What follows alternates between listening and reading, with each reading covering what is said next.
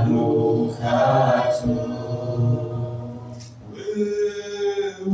wewe uketie juu ya yote, sifa hizi zifike vitini pako, wimbo ukawe manukato. Asante, asante, asante, asante Bwana Yesu, mfalme wa wafalme, Mungu mwenye uweza wote, mtakatifu. Asante tunako majira haya, naomba Roho wako Mtakatifu akaye mwalimu, akaye kiongozi, tutafundisha yaliyo mapenzi yako, nasi tuko tayari kuyapokea na kuyasikia na kuyafanyia kazi sawa sawa na wewe unavyotaka, kwa ajili ya utukufu wako. Asante Bwana. Bwana Yesu asifiwe sana.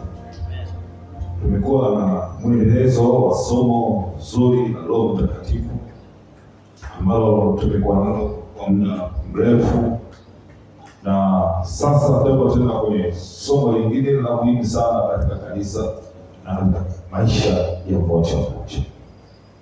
Ni somo linaitwa la umisheni. Kichwa cha habari, andika: umisheni ni moyo wa Mungu na wajibu wa kila Mkristo. Umisheni ni moyo wa Mungu na wajibu wa kila Mkristo. Tunapozungumza umisheni, umisheni sio wazo la kibinadamu, wala si jambo ambalo limeanzishwa na kanisa kwa maana madhehebu yetu, bali ni mpango wa Mungu tangu mwanzo wa kuumbwa kwa ulimwengu, tangu mwanzo ambapo mwanadamu alipoanguka katika dhambi. Umisheni ni moyo wa Mungu na wajibu wa kila Mkristo. Umisheni ni moyo wa Mungu na wajibu wa kila Mkristo. Tangu mwanzo kuumbwa kwa ulimwengu, wanadamu alipoanguka pale bustani ya Edeni, Mungu alianza mara moja hatua ya kumkomboa. Alianza mpango na mkakati wa kuanza kuhakikisha kwamba mwanadamu awe mtu aliyepotea. Ukiangalia katika Agano la Kale, Adamu pale na Hawa, wazazi wetu wa kwanza hawa, walipomwasi Mungu na kuwa watu waliopotea, bado Mungu anaendelea kumtafuta. Ukisoma katika ile Mwanzo sura ya 3 na mstari wa 9, unaona Bwana Mungu anamuita Adamu, uko wapi? Uko wapi? Baada ya kuwa ameasi na kupoteza nafasi yake ile ya uungu na ushirika mbele za Mungu. Kwa hiyo mwanadamu alipokuwa amepoteza nafasi yake na kwenda katika nafasi nyingine ya kutengwa na Mungu, Mungu bado alianza kumtafuta mwanadamu. Tunaona katika ile Mwanzo sura 3 na mstari wa 9, Bwana Mungu anamwambia Adamu, uko wapi? Hili linaonyesha kwamba ni moyo wa Mungu, namna ambavyo Mungu alivyo na ule moyo wa kumtafuta mwanadamu. Na hata katika Agano Jipya bado tunamuona Yesu Kristo mwenyewe ambaye alikuja katika mwili ili tu kwa kusudi moja tu la kumwokoa mwanadamu. Ukisoma katika ile Yohana 3:16-17 unaona kwa maana jinsi Mungu aliupenda ulimwengu hata akamtoa mwanaye wa pekee, ili kila mwaminie asipotee bali awe na uzima. Kwa hiyo Yesu alikuja kwa ajili ya kusudi la kumkomboa mwanadamu ambaye alikuwa amepotea tayari, ili asiwe tena wa kupotea bali awe na uzima wa milele. Kwa hiyo umisheni sio kazi au wazo la kibinadamu, ni wazo ambalo limeanzishwa na Mungu mwenyewe chini ya ukombozi. Katika Agano Jipya hili tunaona Yesu mwenyewe aliyekamilisha hii kazi anasema katika Luka 19 mstari wa 10, anasema kwa kuwa mwana wa Adamu hakuja kutafuta, kwa kuwa mwana wa Adamu alikuja kutafuta na kuokoa kilichopotea. Bwana Yesu asifiwe sana. Ukisoma katika haya ya Luka 19 mstari wa 10, tunaona kwamba Yesu kusudi lake la kuja duniani halikuwa tu kwa ajili ya kuja kufundisha, alikuwa tu kwa ajili ya kutenda miujiza. Alikuwa akipita kila kona, unaona anafundisha neno la Mungu, unaona anawekea wagonjwa wanapona, anaona anafungua kila aina ya vifungo. Kusudi lake kubwa Yesu la kuja duniani ilikuwa ni kumtafuta aliyepotea, yule ambaye atakuwa tayari. Bwana Yesu asifiwe sana. Kurejesha kile kilichopotea. Hata baada ya Yesu mwenyewe kumaliza kazi hapa duniani, bado tunaona analiachia jukumu kanisa. Tunapozungumza habari ya kanisa, hatuzungumzi kanisa kama sehemu, hatuzungumzi kanisa kama jengo, tunazungumza kanisa kama mwili wa Kristo, kwa wale wote ambao wamempokea kuwa Bwana na Mwokozi wa maisha na kuamini na kubadilishwa, hao ndio wanaitwa kanisa. Kwa Yesu alitupa jukumu, alipoondoka aliacha jukumu juu ya kanisa ili tuweze kuendeleza ile kazi ambayo yeye mwenyewe amefanya. Ukisoma katika ile Yohana 20 na mstari wa 21, pale Yesu alipofufuka, unaona sasa neno la kwanza kuzungumza baada ya kufufuka, anawaambia amani. Anasema basi Yesu akawaambia tena, amani na iwe kwenu, amani na iwe kwenu. Kama vile Baba alivyonituma mimi, nami nawapeleka ninyi. Amani na iwe kwenu. Kama vile Baba alivyonituma mimi, nami nawapeleka ninyi. Unaona maneno haya inaonyesha namna moyo wa Yesu jinsi ulivyokuwa. Anasema kama vile Baba alivyomtuma. Yesu alivyotumwa. Ukisoma katika Yohana 3:16, kwa maana jinsi Mungu alimpenda ulimwengu hata akamtuma mwanawe wa pekee, ili kila amwamini asipotee bali awe na uzima wa milele. Maana katika hili 20:21 Yohana anasema basi Yesu akawaambia tena, amani na iwe kwenu. Kama vile Baba alivyonituma mimi nami nawapeleka ninyi. Kwa Yesu aliachia hii kazi, akaliachia kanisa ambalo ni mimi na wewe na wote ambao watakaompokea kuwa Bwana na Mwokozi wa maisha, ya kwamba tuendeleze kazi ile ambayo alifanya. Yeye alianza, lakini pia kwa uongozi wa Roho Mtakatifu. Kama napata connection kidogo tu ya mic. Bwana Yesu asifiwe sana. Naomba nitumie hii. Hello. Bwana Yesu asifiwe sana.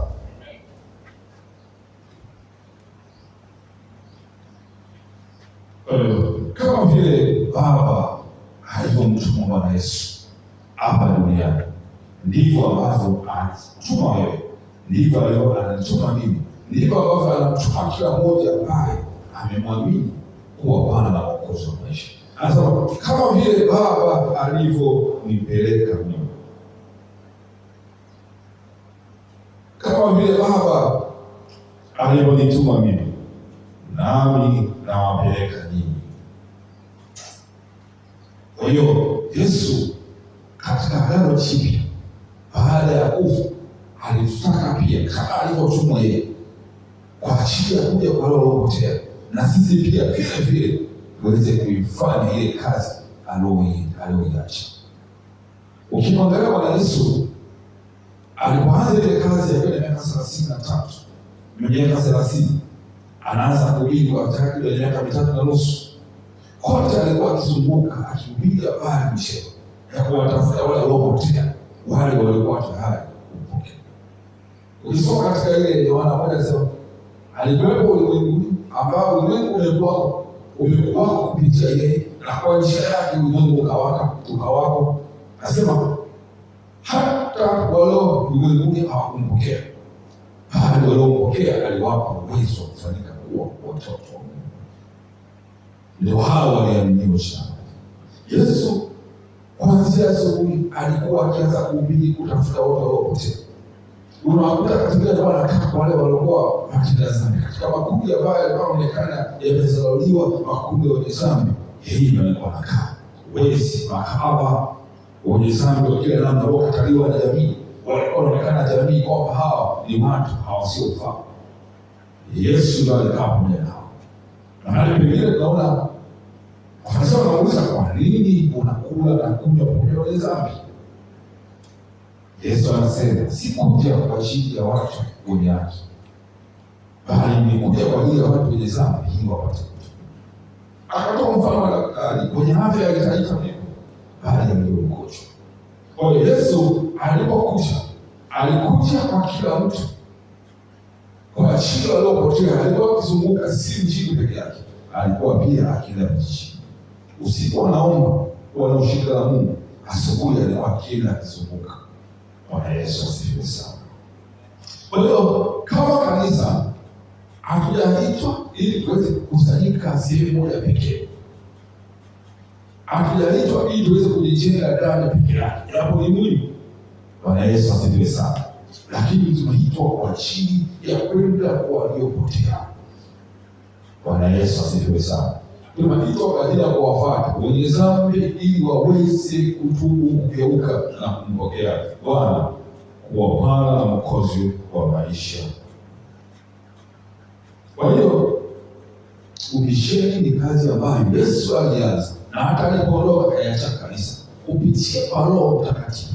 Uongozi wa Roho Mtakatifu na nguvu ya Roho Mtakatifu ndio ambaye ametuachia ili tuweze kuifanya kazi.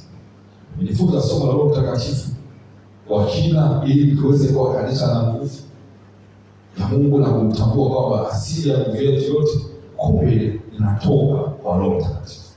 Lakini Biblia inasema katika ile Matendo 1:8, wale wanafunzi wake walikuwa wanataka kuja, akasema mimi bado wamea wanafunzi wangu, lakini subirieni mpaka mtapokea uwezo kutoka chini.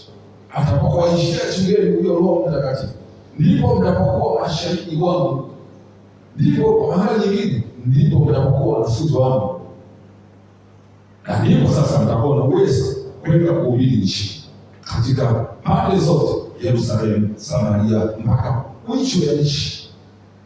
Kwa hiyo wanafunzi wa Yesu hawakwenda kuhubiri nchi ubisheni mpaka pale walipompokea Roho Mtakatifu na kujaza nguvu za Mungu, wakatembea kwa ujasiri. Alipo hata sisi pia tumeshachukua Roho Mtakatifu na kuchua, na sasa baada ya somo hili Roho Mtakatifu anatutaka sasa twende tukawalete watu waliopotea wakwenda kwa Yesu. Katika somo hili tutajifunza mambo kadha wa kadha. Tutajifunza nini maana ya umisheni. Wakati mwingine huwa watu tunachanganya kati ya umisheni na uinjilisti. Bwana Yesu asifiwe. Tutajifunza kwamba umisheni ni mpango wa Mungu tangu mwanzo. Umisheni sio wazo wa sasa hivi ambao unaona kama uinjilisti fulani kalianzisha. Umisheni haujaanzia kwa Moses Kulola. Umisheni haujaanzia kwa Pilika. Hawa ni watumishi wa Mungu wakubwa. Umisheni umekuwa tangu mwanzo. Lakini pia tutaangalia kusudi la umisheni nini. Bwana Yesu asifiwe. Lakini tutaangalia agizo kuu ni nini. Ileta the Great Commission. Kwa kila mwamini ipo agizo kuu, ina maana gani? Lakini tutaangalia pia nani anawajibika katika umisheni. Umisheni unamhusu nani? Bwana Yesu asifiwe. Tutaangalia pia nguvu ya umisheni. Tutaangalia pia upana wa umisheni, upana wake wa umisheni. Tutaangalia mfano wa Yesu katika umisheni. Yesu alikuwa ni mtu wa namna gani katika umisheni? Lakini pia tutaangalia kanisa la kwanza na umisheni. Kanisa la kwanza walibaadhi ya umisheni wao. Bwana Yesu asifiwe sana. Lakini Tutaangalia pia kanisa linapaswa kufanya nini katika umisheni. Nini wajibu wa kanisa sasa hivi katika umisheni? Lakini pia tutaangalia sifa za misheni kwa kweli. Bwana Yesu asifiwe sana. Lakini tutaangalia pia changamoto za Biblia chini ya umisheni. Zipo changamoto mbalimbali. Hakutakuwa rahisi katika shughuli ya umisheni, katika kazi unayofanya. Tutaangalia ni changamoto zipi za kibiblia ambazo tutapokuwa tunakwenda tutakutana nazo. Lakini tutaangalia tofauti kati ya mahubiri ya Petro pamoja na Stefano, wote walikuwa wa misheni na athari zake. Bwana Yesu asifiwe sana. Lakini tutaangalia kati ya umisheni na kutoa. Na nyingine pia tutaangalia kati ya umisheni na maombi, uhusiano kati ya umisheni na maombi. Tutaangalia pia umisheni katika maisha ya kila siku. Bwana Yesu asifiwe sana. Lakini tutaangalia pia hatari ya kanisa lisipofanya umisheni. Nini hatari? Lakini pia tutaangalia pia mafunzo ya kiroho kutoka kwa Petro. Na baadaye tutakuwa na hatua za kivitendo. Na mwisho tutakuwa na maswali. Bwana Yesu asifiwe. Bwana Yesu asifiwe. Sasa tukiwa na picha hii, leo tutaangalia tu nini maana ya umisheni. Bwana Yesu asifiwe sana. Tutatembea kwenye nini maana ya umisheni. Alafu tutakuwa tunaendelea wiki ijayo kwa kadri ya neema ya Mungu itavyokuwa imeruhusu. Tumezungumza kidogo kwa ajili ya kuweka msingi maana ya umisheni. Umisheni ni kazi takatifu ya Mungu aliyolipa kanisa lake. Kama nilivyosema, kanisa ni mtu. Kanisa sio jengo. Kanisa sio dhehebu. Kanisa ni wale wote ambao wamempokea Bwana na kukubali kuyasalimisha maisha yao kwa Bwana na Mwokozi wa maisha yao. Hilo ndio kanisa. Kanisa ni mwili wa Kristo. Kanisa linajengwa na wewe. Kanisa linajengwa na mimi. Kanisa linajengwa na umoja katika Kristo. Hilo ndio kanisa.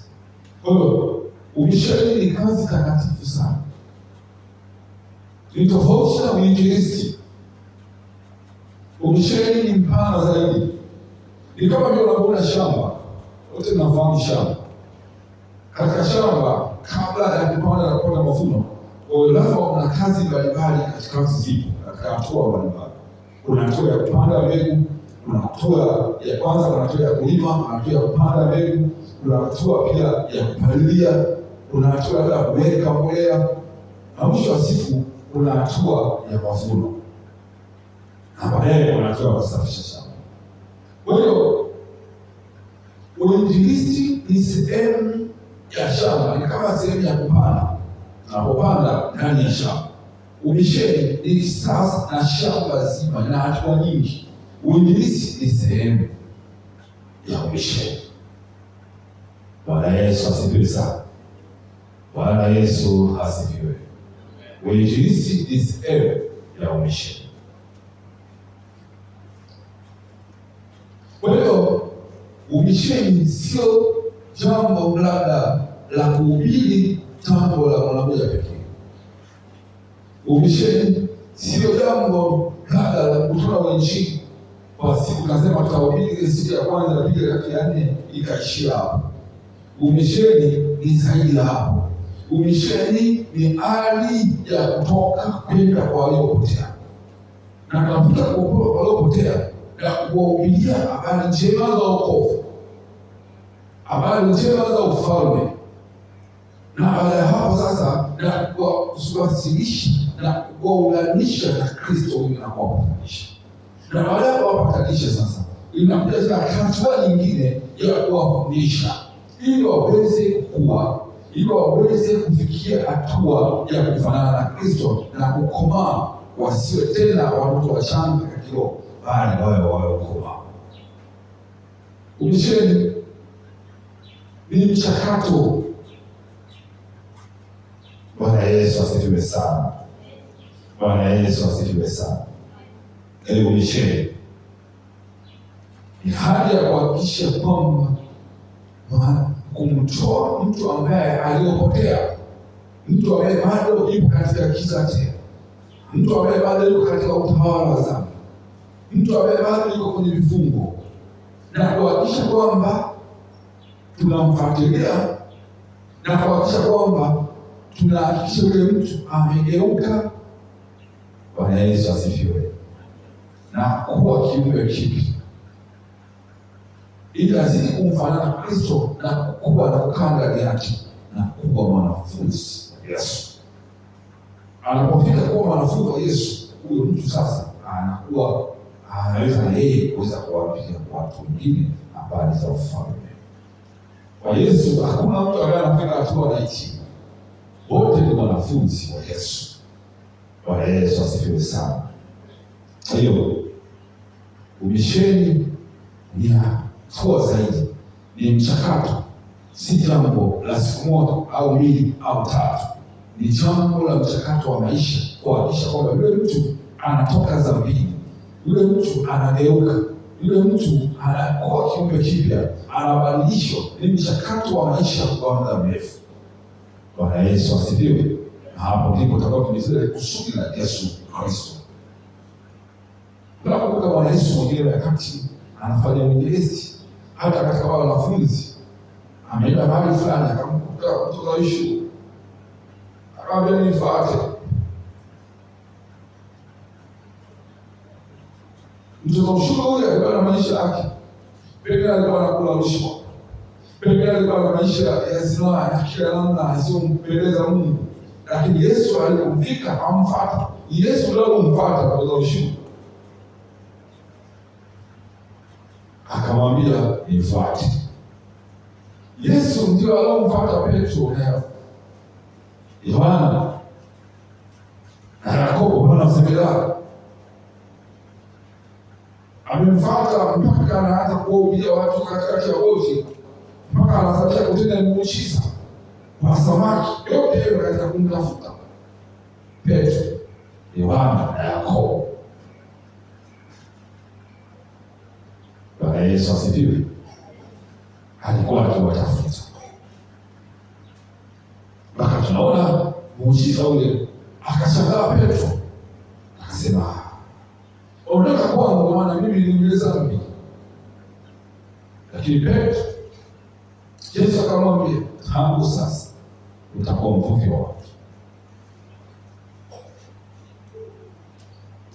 Kamwona Zakayo, yote anapita katikati ya ule mkuu, anamtafuta mtu mmoja anaitwa Zakayo. Alipofika pale katika ule mkutano wa watu wengi, akamwambia Zakayo, leo imenipasa kuingia nyumbani mwako. Akashuka upesi, akaenda akashinda siku nzima kumtafuta mtu mmoja Zakayo. Yesu akokaa. Yesu alipenda kuwatafuta wote, maana wanadamu alikuja kutafuta na kurejesha waliopotea. Luka 19 mstari wa 10. Bwana Yesu asifiwe sana. Umisheni.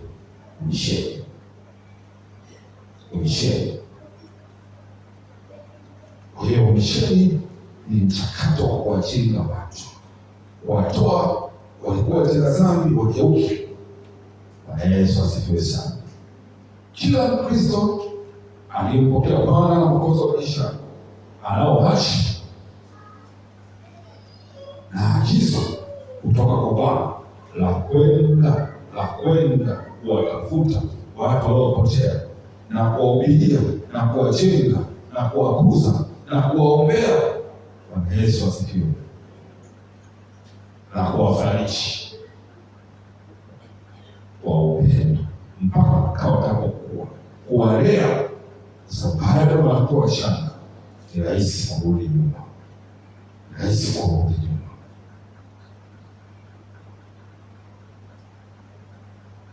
Wanafunzi wa Yesu, baada ya Yesu kuwa amekufa akafufuka, hata wanafunzi wake walienda katika shughuli zao. Yesu anakuta Petro, anamwambia Petro, Petro, Petro, je, wanipenda mimi kuliko hao? Akarudia mara 3, je, wanipenda mimi kuliko hao? Akarudia mara nyingine, je, wanipenda mimi kuliko hao? Lisha kondoo zangu. Kwa mara nyingine ni kwamba endeleza kazi ile ambayo mimi nilikuwa naifanya ya kuwatafuta waliopotea, ulioichaji wa kugeuka. Bwana Yesu asifiwe sana. Bwana Yesu asifiwe sana. Hiyo misheni ni mchakato kamili kabisa ya kuwatoa watu gizani na kuwaleta katika nuru, kuwatoa katika utawala wa dhambi na kuwaingiza katika ufalme. Hata misheni yako mambo 6 ambao tutakwenda kuyafanya. Cha kwanza ni kwenda kwa waliopotea, kwenda kwa waliopotea. Lakini tunapofika huko, lazima tuwahubirie habari njema za wokovu za ufalme. Sasa wageuza maisha yao, habari njema za ufalme. Lakini lingine ni kuwasaidia sasa waweze kupatana na Yesu. Karibu.